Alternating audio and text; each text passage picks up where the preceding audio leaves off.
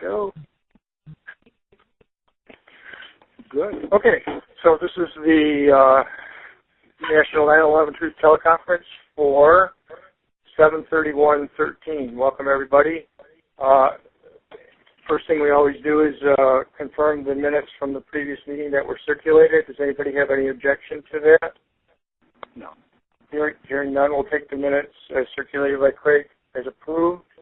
Ken? Yes, Craig, go ahead. Since we just started the recording, should I read that roll just so that it's on the recording? Oh, yes, of course. I'm sorry. Thank you, Craig. Okay, so I have Barry Zwicker, Ned Delaney, Barbara Honegger, Adam Ruff, Adam Syed, Paul Zaremka, James Hufford, Lorenzo Fine, Craig McKee, Mark Basile, Dwayne Dietz, Shelton Langford, Mike Booth. Did I miss anyone? Okay. Okay, if not. Now we move on to approving the draft agenda. Does anybody have any amendment for the draft agenda? It's circulated. Okay. Well, I don't hear any requests for new items, so we will therefore take the draft agenda as our agenda for this evening and proceed. The first item on the agenda is our feature presentation for tonight. A campaign for an independent study to conclusively confirm or refute the 2009 paper by Harrod et al. That will be Mark Basile. Is that the correct pronunciation, Mark? Mark Basile? Basile or Basile. Mark? Mark? Yes, no, it's Basile or Basile. Basile. I'm sorry. Okay, Mark Basile. Okay, and I'll let him get us acquainted with the design of the study and whatever else he wishes to inform us about, and then we'll open it up for questions. Go ahead, Mark. Thank you very much for being here. All right. So basically, I guess the first thing I'd say is just even in the line item description, it talks about to conclusively confirm or refute the 2009 paper. I'm not really looking to conclusively confirm or refute. I'm really just looking to be a confirmatory paper in most part. I've seen what I've seen in the dust samples that I've dealt with so far, and I don't really plan on refuting anything because I know what I've seen, and it's really just a matter of whether the samples are still active when I actually test them and so on. But, you know, the whole thing of refuting isn't really where I'm at here. I don't think it's even something that's on the table. But I am going to tell what I find, and that will be what I find. And but, you know, but that's really just a minor point here. The other things I guess I'd want to say is, you know, I've read a lot of stuff. People have, John Michael in particular, and Rick Shattuck, have put a lot of work into trying to get this thing moved forward. It originally started with Shane Diger way back, and I thought it was a good idea to basically get some independent labs to, you know, look at some samples and, you know, just look at the results that they come up with. I mean, that's in essence what it's all about. So what I'm really trying to do is, in essence, confirm and then advance what's already been published. What I'm looking for really is just support. I'm not looking for money from anybody, because if I get money from somebody, it creates, if not in essence reality, at least the illusion to some people of a lack of independence and liberty. You know, and I'd use the analogs of basically like tobacco studies that funded, you know, the things, and, well, hey, the researchers came up with what they were looking for. Government-funded studies, they find what they're looking for, and otherwise it doesn't really get published. I'm looking for support, but I'm not really looking for money from people. I want independence and the liberty to do things the way I think they need to be done. So what I've basically asked for at this point is about $5,000. Well, I think it's exactly $5,000. And I think that's an appropriate amount to basically get us some answers that can confirm what's already been put out there. that happens, and I see that people are really willing to contribute, I'd like to actually get about $10,000 is more where my original proposal started. And I think that can basically confirm and then actually move the science a little bit more forward, if you will. So really all I'm looking for is just endorsements from people to, help this project along. I'm not going to take any money from this for my personal expenses for travel or really anything.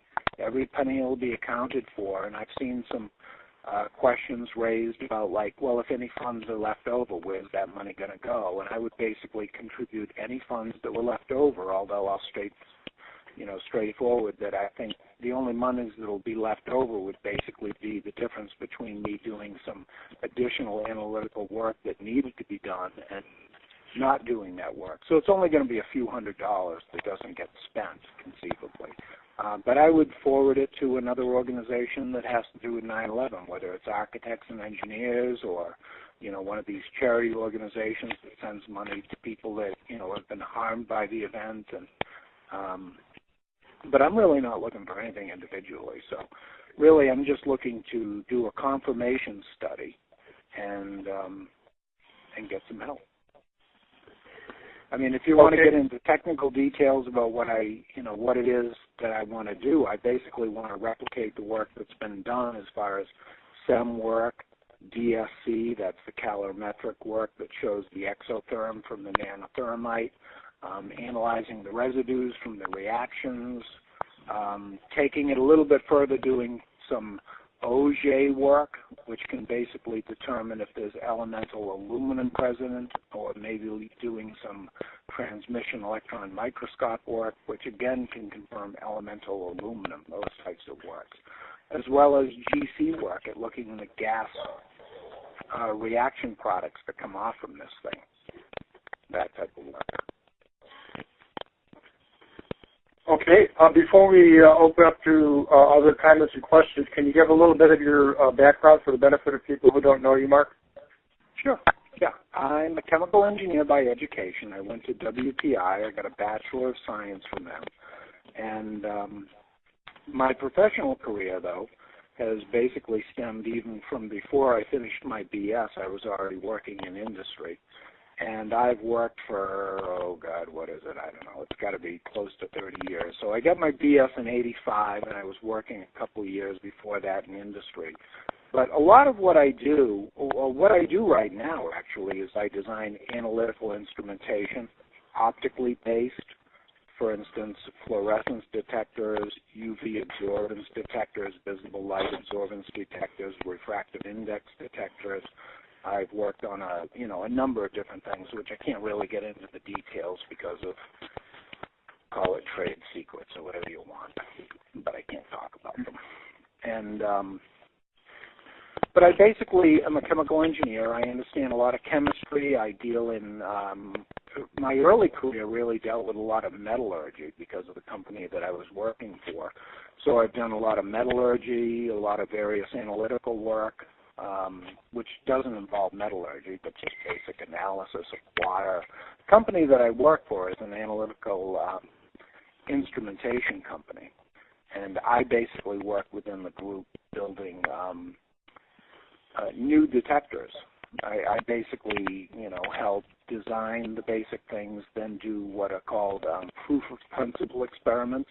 You can sit down and design something, and then you should, if you really understand it, basically be able to say what the instrument will be able to do when you actually turn it on.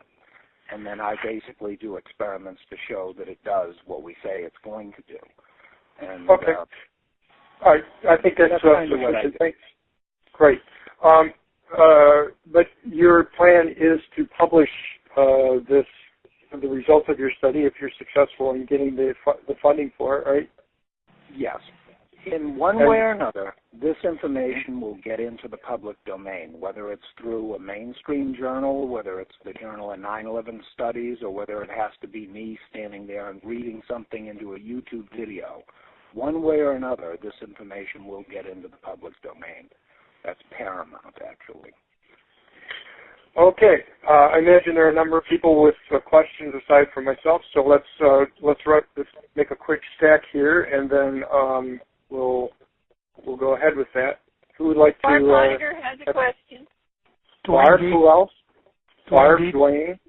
Okay, Dwayne, who else? Okay, then Barb, Dwayne, and then myself. Go ahead, Barb. Okay, actually I have 3 questions that probably everybody has. What is the source of your dust samples, and what is the chain of custody or provenance of those? Number 1. And number 2, can you include checking for evidence of nuclear event byproducts per Prager's work and Dr. Ed Spencer and others like that? Okay, well, the sources of my dust at this point are I have one sample in common with work of Carrot and Jones and all, and that's a sample from Jeanette McKinley. My other samples have come from 2 from individuals and then 1 from an organization. I can't give their names because they haven't given me clearance to give their names or anything, but basically that's where they come from. Is the Jeanette McKinley sample from Stephen Jones? No, it was sent to me directly from Jeanette. Well, I have her correspondence, yes. I have her Uh-huh. correspondence indicating such. Okay, well, that's wonderful.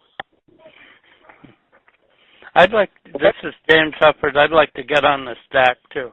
Okay, James, I'll So put you right let me behind just address her other 2 questions. So that addresses the sources. Chain of custody. Again, I have, what do I have actually? From Jeanette, I have correspondence. From one of the individuals, they actually made some photographic records. When I took the sample from them, I really just noted in my notebooks what had transpired. And I did that with all of my samples. One of them came from a museum, which hasn't given me authorization to use the museum's name, so, I can't really say who they are at this point, but it was a museum. And But presumably when you publish the results, you'd mention the sources. Well, I, will do whatever I have to get around it. I mean, I'm not going to exclude the samples simply because somebody doesn't want me to use their name. I'll present the data, and people can take it for what they do. Because I look at it this way, that I'm going to put out what I'm going to put out, and people can call me a liar, or people can believe me, and that's up to them. I'm just going to tell them what I found. And, prosperity and the future can do with it what they will, but I'm going to put the information out there. And as far as the nuclear thing goes, I think that I'll have to look into that, and I have actually been curious to explore this whole regime a little bit more, because I personally don't give it a lot of credence, but I, on the other hand, do not dismiss anything at this point in time. And, well, what's important is to know that it's based upon the actual published report of dust analysis by the USGS and the Department of Energy. So you need to get those reports and go from there, and you don't have to take Prager's word for it. But if you give your email here sometime on the call, I'll send you those links. Okay. No, but what I was getting at is I think that some of the techniques that I'll be using here would actually expose if there were various isotopes there. It's just at what level they were going to expose it. So at least you won't not look for them. Oh, no. I would look for anything that was there. Okay, good. Okay, thanks, Barb. Dwayne, you were next on the set. Yeah. So my question is, have you read T. Mark Hightower's log on this subject?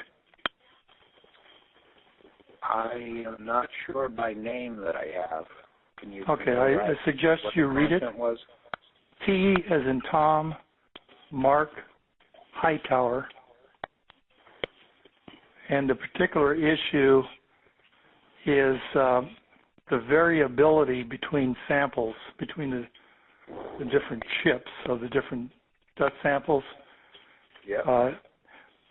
In terms of energy per mass, he found to be extremely high. And I just would say take precautions that you don't repeat that.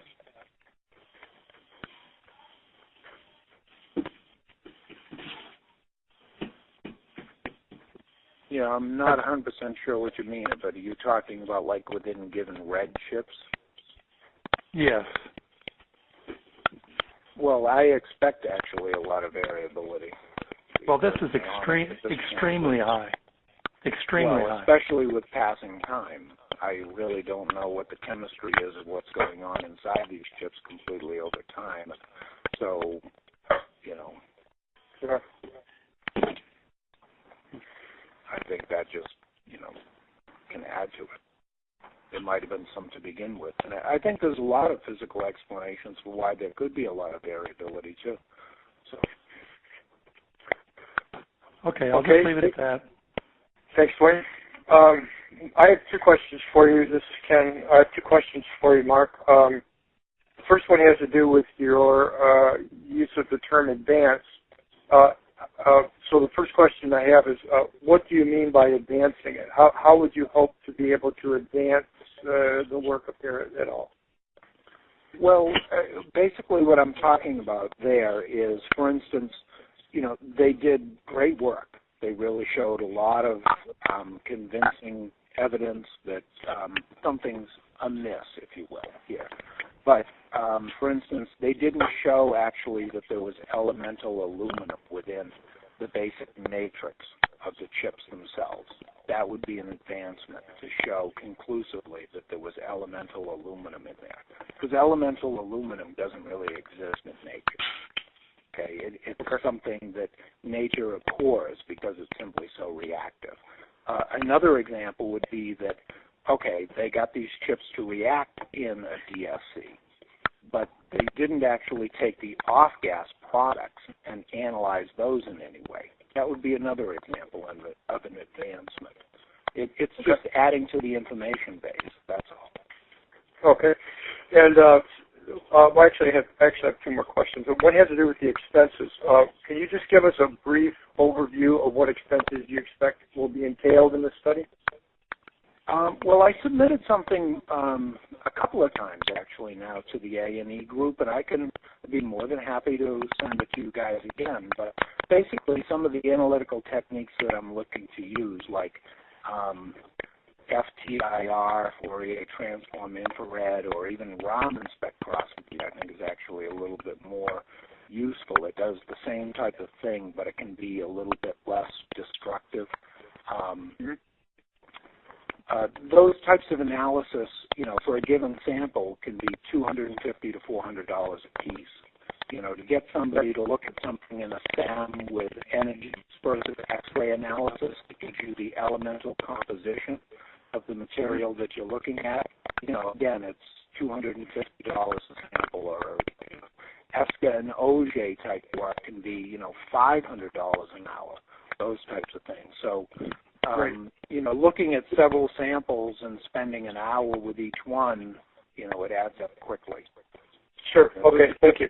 The only other thing I wanted to ask you was about the question of independence, because I'm hearing you say on the call that your purpose is to confirm, which of course, those of us on the call hope. Well, I'm sure we all would agree that we hope that that's the end result of your work. However, what would you say to somebody who says, well, yeah, but you said from the beginning that you just wanted to confirm it, so you were biased in your approach. What would you say to that? Well, what I'm going to say is that, I'm going to run analysis and I'm going to put those results out. And the main thing that I'm worried about is the DSC work, and I'm really just worried that the chips over 10 years have changed. Yeah. They may not ignite. So I'm going to put out whatever I find. And I think that that in and of itself is worthy of whatever it is, because, I'm just a scientist. That's all I do. Every day I basically go into a lab and I watch what empirically happens around me and I try to understand it. And just because something doesn't work the way you expected it to doesn't mean that you're not learning from it, and that, it's just you need to understand exactly why, say, for instance, this chip didn't ignite. Maybe it's because, well, the aluminum sits there for 6 years in a matrix and it changes, and it isn't aluminum anymore. So right. I think that I'm going to do my work, but the thing that I've said before publicly in some of my videos and whatnot is that we need a lot more people doing this. And so really all I'm trying to do is put another stake in the ground to get a few people to open their eyes to say, maybe I should take a leap of faith here and go do something, rather than just poo-pooing. So. Right, or maybe I should throw my iron in the fire too. Right. Okay. Thank you very much. And then James, you were next on the stat. Yes. Well, first of all, I'm relieved to hear that you are going to let the chips fall where they may. Oh, no, you didn't say that, James. Oh, Boo. Sorry. But I'm going to report what I yeah. Okay.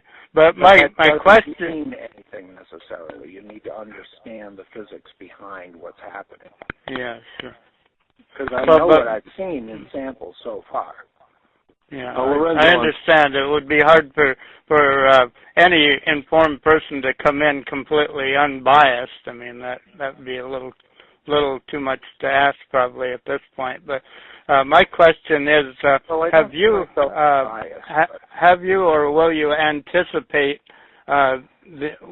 whatever will be the likely substantive criticisms of your work and your conclusions, and be prepared to stick around and answer those criticisms? Sure. If I put it out there, I'm going to answer to it. Well, that isn't exactly what happened with Herrett and Jones. They weren't going to answer anybody that hadn't published in a vetted journal, and so a lot of the criticism was sort of left unanswered. Sorry, I didn't mean to cut you off. I'm not going to spend the next 10 years of my life answering every person that comes at me, but I will respond and answer certain questions that I think are valid and pertinent, and I have no problem with that. I think that'll be very helpful. Lorenzo Stack, please. Okay. Lorenzo, you're up. Okay, Mark. Your comments about elemental aluminum and having it suddenly disappear into its oxides. I'm just kind of curious, if you are to find elemental aluminum, then whoever produced the stuff probably did a fair amount of homework in order to isolate this aluminum from oxygen. Yeah, to actually get it to be what it is inside there, yes. They did a very large amount of work, actually, I think. And that's all I had to say was that commentary. Thanks, Lorenzo. Would anybody else like to make a comment or ask a question? Well, then I guess we have, it's time to thank our special guest tonight, Mark Basile, and also to remind you again what kind of support it is that you're looking for from us or from anyone at this point, Mark, so that we can note that in the minutes. What I'm looking for? Mm-hmm. Really just support. As simple statements of, and I think there's something that I need to do too, and I've been asked actually by John Michael so far to do a couple of things along that lines, but basically what I see me needing to do is put together a short statement, because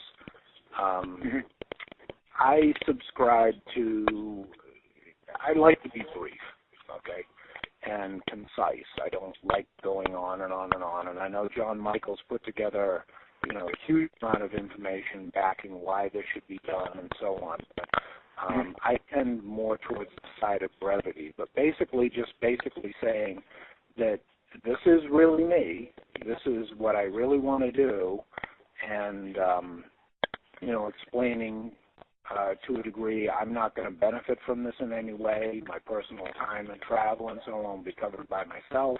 I'm really just looking to cover lab expenses, but basically put together a statement myself saying that I back this whole effort, okay, which I haven't really done up to this point.